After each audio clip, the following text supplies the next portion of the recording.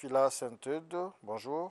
Bonjour, bonjour à Vous tous. êtes visionnaire de la mission évangélique L'œuvre de Dieu et vous avez organisé, on peut dire que c'est une semaine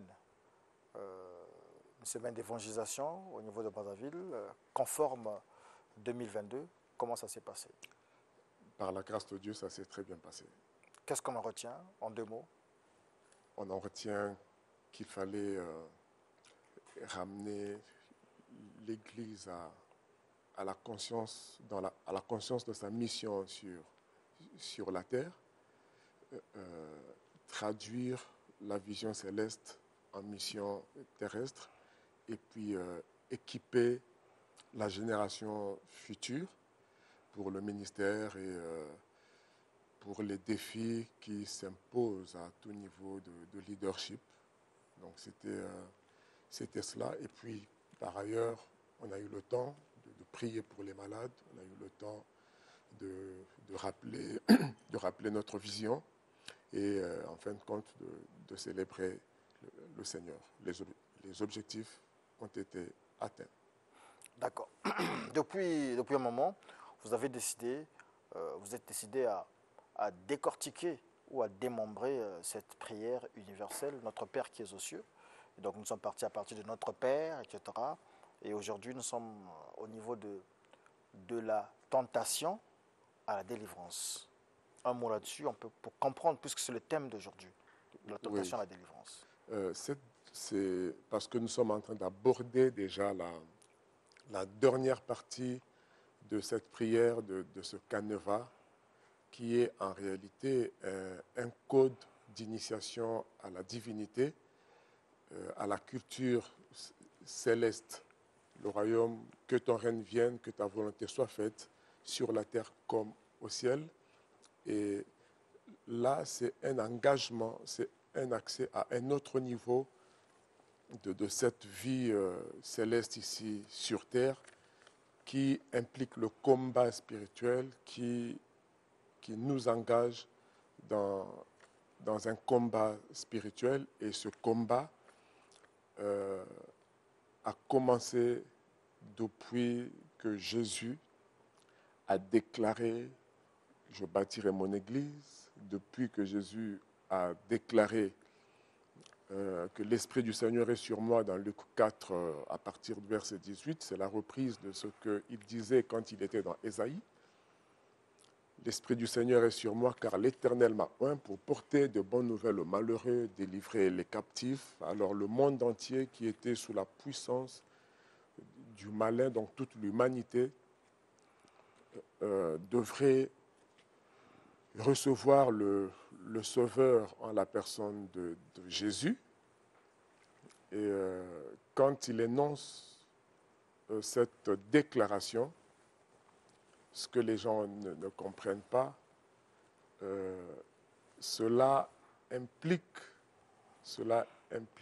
en même temps l'engagement de Dieu à sauver, à donner les moyens d'échapper au piège de l'ennemi.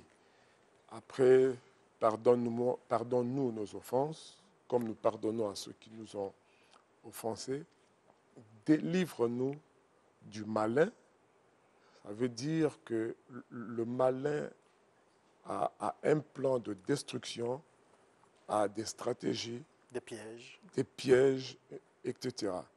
Et dans la prière, et dans notre mission ici sur Terre, Dieu nous engage à démonter, à déprogrammer, à anéantir les pièges, le plan du malin qui renferme les familles, les nations dans une certaine prison.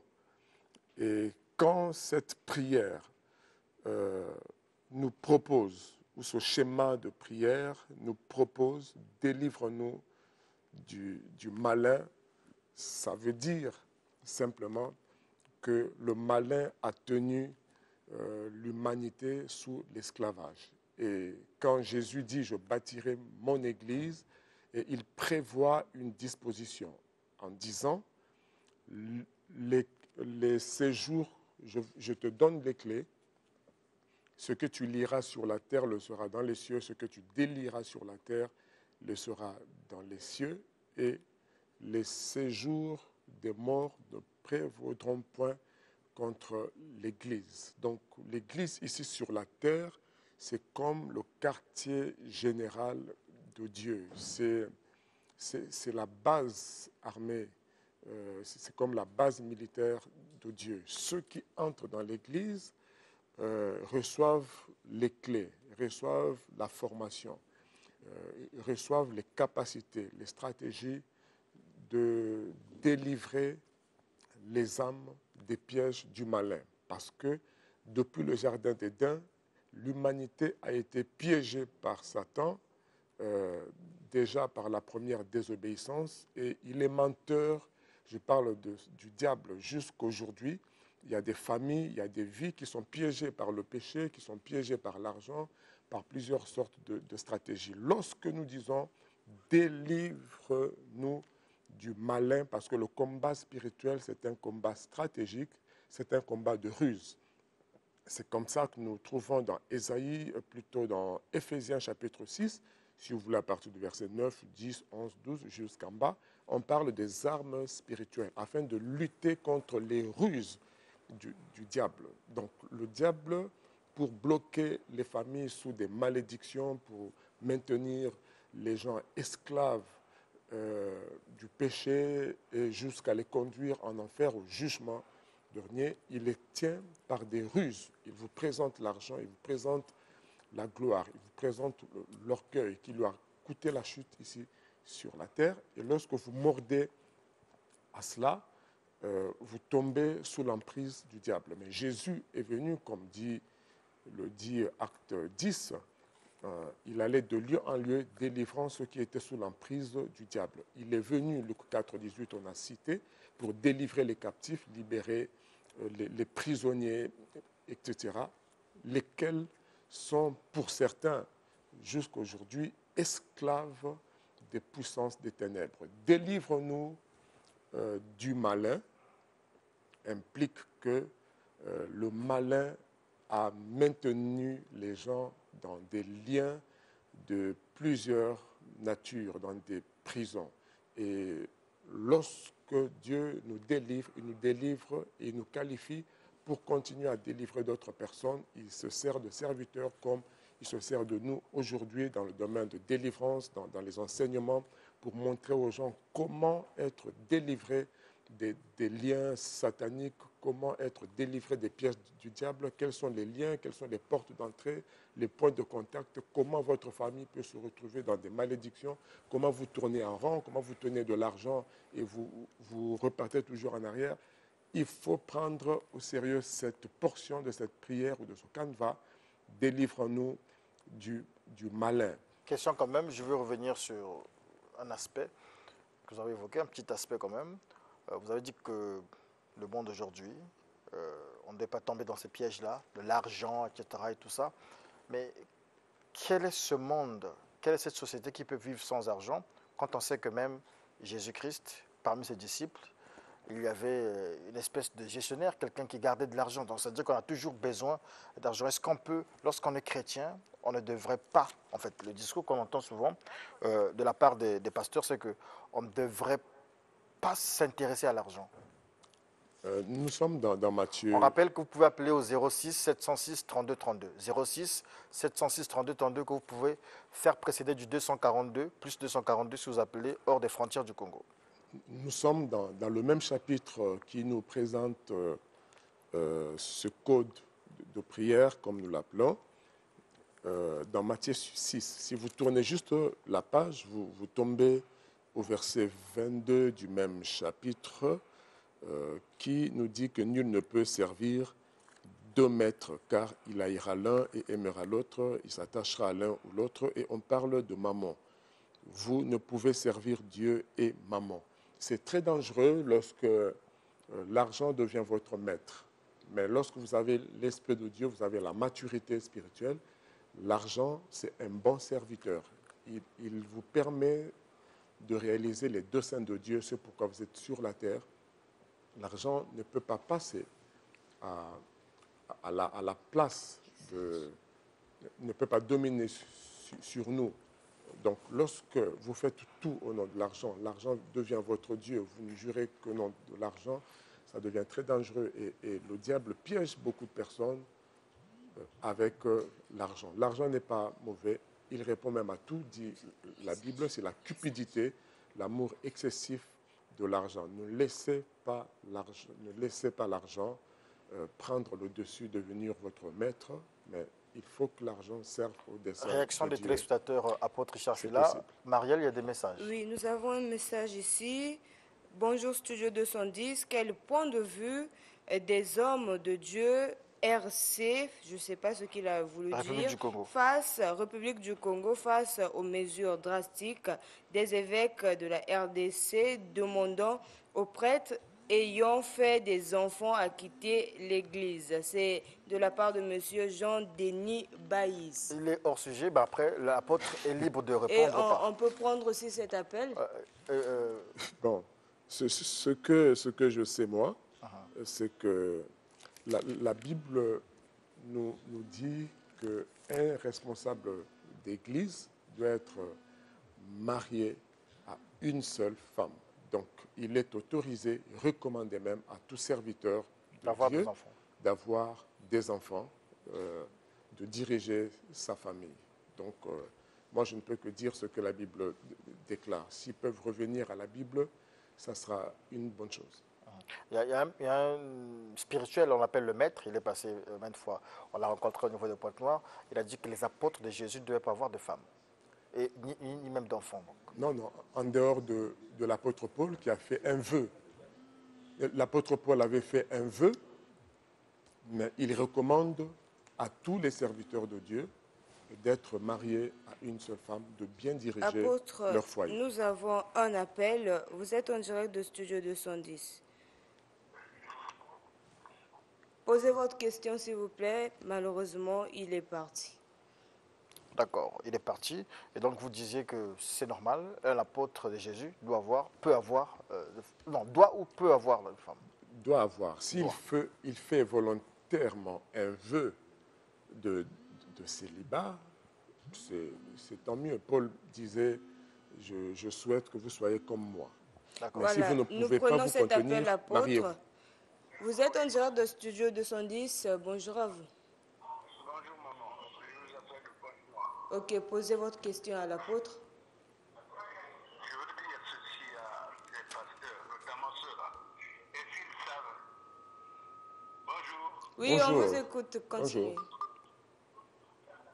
J'aimerais demander à monsieur l'apôtre en face de nous, sur l'écran, est-ce qu'ils savent que la Bible est un livre d'histoire des Juifs? C'est l'histoire des Juifs. Est-ce le moins convaincu de ça? Merci pour la question. Est-ce que vous êtes convaincu que la Bible, c'est l'histoire des Juifs? C'est ce qu'il demande. Si la Bible est l'histoire, Est-ce que vous êtes convaincu que la Bible, ce n'est que l'histoire des Juifs? ce n'est que l'histoire des Juifs. La Bible dit que le salut vient des Juifs, dont les descendants d'Abraham, d'Hébert, etc. Le mot juif il vient de Judas, un des fils de Jacob, etc. Alors, l'histoire que Dieu a tracée provient d'un homme, Abraham, et puis qui est le père des Juifs. Mais dans leur mission, le salut devrait passer par eux, dont Jésus-Christ est venu accomplir cela, conformément à ce que Dieu avait dit à Abraham, que par ta postérité, le monde entier sera béni. Ça veut dire aussi délivré. Donc ça commence par les Juifs, Nous prenons mais c'est cet pour toute appel l'humanité. entrant, apôtre. Oui, vous êtes en direct de Studio 210. Depuis Kinshasa que j'appelle, Oui. Posez la question, oui. je m'appelle Keba Georges. Allez-y. Voilà, j'ai une question. Je bénis d'abord le pasteur qui est toujours disponible. Je bénis le studio 212 plutôt. La question que vous venez de poser par un frère sur le prêtre de la RDC, en fait, le monseigneur Mananika avait pris une décision que le prêtre doit porter des robes.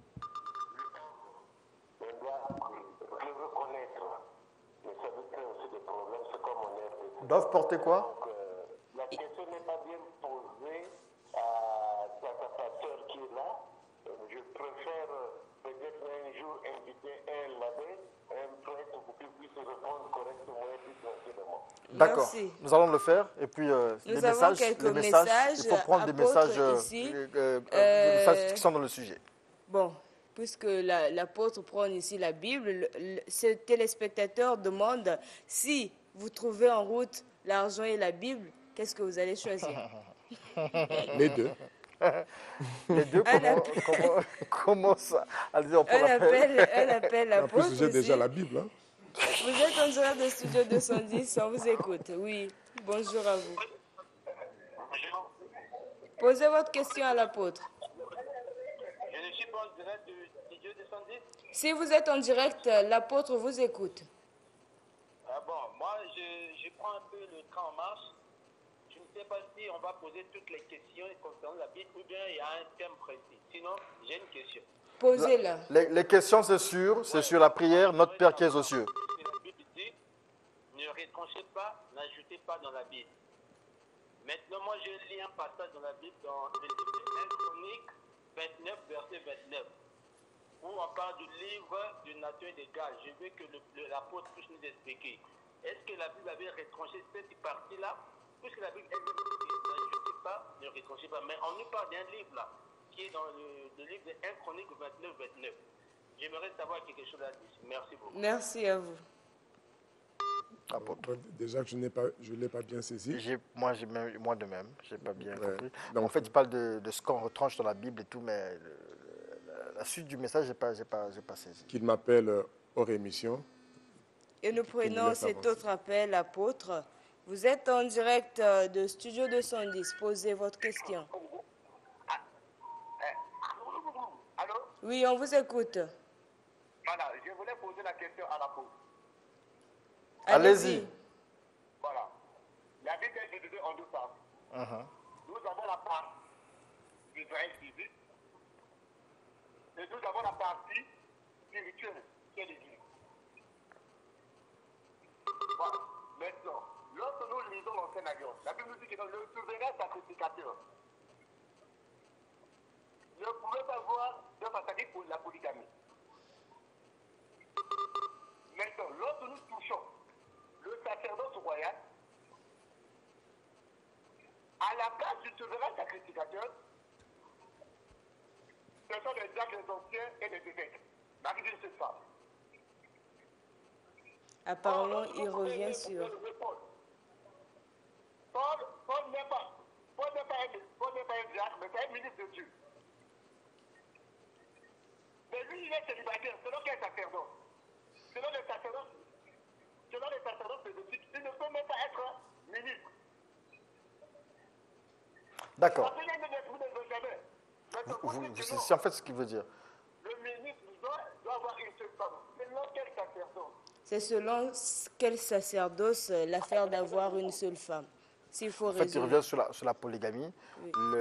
L'évêque doit être mari d'une seule femme. Je pense qu'il ne comprend pas, en fait. Voilà, je crois que c'est ça. Ben, si j'essaie de le comprendre, dans le nouveau sacerdoce, qui a pour souverain sacrificateur Jésus-Christ, il est recommandé à un évêque, à un ancien, un responsable, tout responsable d'église, d'être marié et d'être un modèle, de bien diriger sa maison pour être un modèle, pour que sa famille soit un modèle pour toutes les autres familles. Je crois que C'est quoi le nouveau sacerdoce? le nouveau sacerdoce, c'est la sacrificature ou la nouvelle manière de servir Dieu dans sa maison qui est l'Église aujourd'hui, de façon On simple. nous dit que Rabbi ne change pas, en fait. Dieu ne change pas. Il reste le même hier, aujourd'hui, éternellement.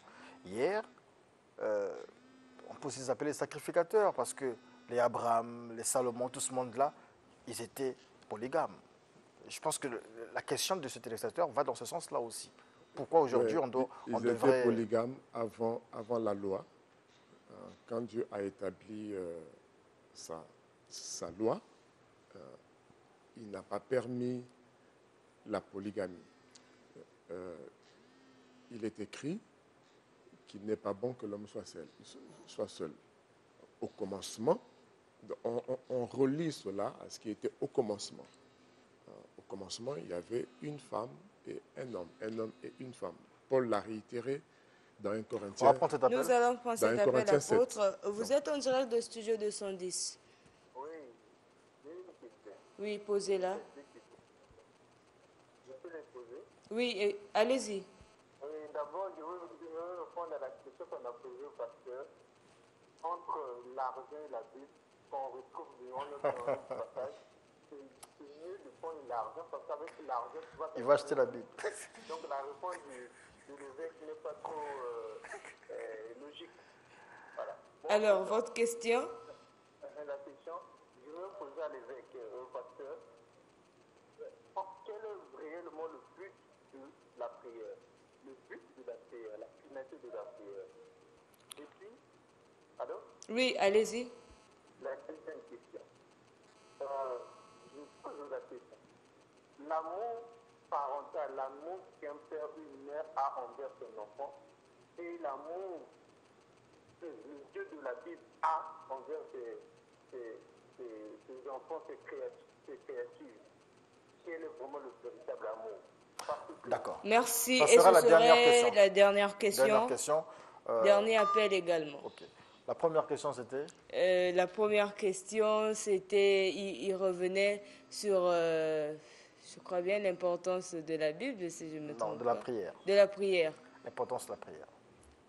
L'importance de la prière se basant sur ce canevas de notre Père, justement, établit l'impératif de la communion et de la communication. Dans cette prière de notre Père ou dans ce canevas, Dieu établit deux choses. Ce n'est pas juste la communication, mais c'est d'abord la communion. C'est pourquoi il y a l'exigence du lien filial, notre Père. Donc il faut être né de nouveau, être fils, pour que, avant de communiquer avec Dieu en tant que désormais notre Père, pour celui qui est né de nouveau, il faut établir la communion, donc la relation. Retenez que la communion doit précéder la communication selon ce canevas que j'ai appelé code d'initiation à la divinité. Si nous voulons vivre comme Dieu ici sur terre, si nous voulons son royaume ici sur terre, il faut naître de nouveau, établir la communion, que le Dieu créateur devienne notre Père. Et c'est dans cette relation filiale que nous pouvons commencer à communiquer avec Dieu. Une communication sans communion, sans relation, sans connexion, n'aura pas de résultats. La prière, c'est donc la connexion avec Dieu, c'est cette communion-là. C'est la communion et la communication. Mais pour que la communication soit efficiente ou efficace, il faut établir la relation filiale avec Dieu. Il faut donc naître de nouveau, abandonner votre vie passée par la foi, la repentance et la foi en Jésus-Christ, vivre désormais comme un enfant de Dieu sur terre, que les choses anciennes passent, qu'on voit en vous toutes choses devenir nouvelles, c'est le plus important. C'est pourquoi vous prierez, vous changerez d'église, il n'y aura aucun résultat, vous resterez les mêmes personnes, naissez de nouveau. Réponse en un mot, nous croyez sommes en Dieu. au-delà du temps Oui. qui nous est imparti. Il dit quel est le véritable amour entre l'amour de Dieu envers les hommes, pour ne pas dire les chrétiens, mais les hommes, et l'amour d'un père envers ses enfants. Le véritable amour, c'est lequel? Bon, j'espère bien le comprendre. Dans tous les cas, Dieu a voulu établir ce lien filial pour illustrer la nature de relation qu'on doit avoir et le type d'amour qu'on devrait avoir. Il a montré qu'il y a l'amour vertical et horizontal, comme nous enseignons chez nous. La façon dont il nous a aimés devrait traduire, devrait expliquer, montrer comment on devrait nous aimer les uns les autres. Aimez-vous comme Dieu nous a aimés. Comme Christ nous a aimés, il s'est donné lui-même pour nous Et nous aussi, donnons du temps, donnons ce que nous avons, ce que nous savons à d'autres personnes. Le meilleur exemple d'amour, c'est aimer comme Christ a aimé. C'est l'exemple parfait. Alors, il y a Ginelle Oleba Oko, depuis Oyo, qui demande justement vos contacts, qui va avoir votre numéro, donc comme c'est la fin. 06 903 51 14. Les questions ne m'auront pas permis de développer. de développer. Mais nous allons arranger Donc, ça, apôtre. Nous allons arranger ok. ça. Après, les téléspectateurs aussi, bon, lorsqu'on ouvre le téléphone, essayez d'être dans le sujet. Essayez d'être dans le sujet parce on vire à gauche, on parle des évêques, etc. Ça nous sort un peu de la thématique. Merci à vous, apôtre. Je vous en prie. Nous saurons comment rattraper cela. Tout de suite, je passe le témoin à Serge Kivouélé. Mais avant Serge Kivouélé, suivez Maître Rama. Juste après le jingle, question-réponse, ça sera interview à domicile.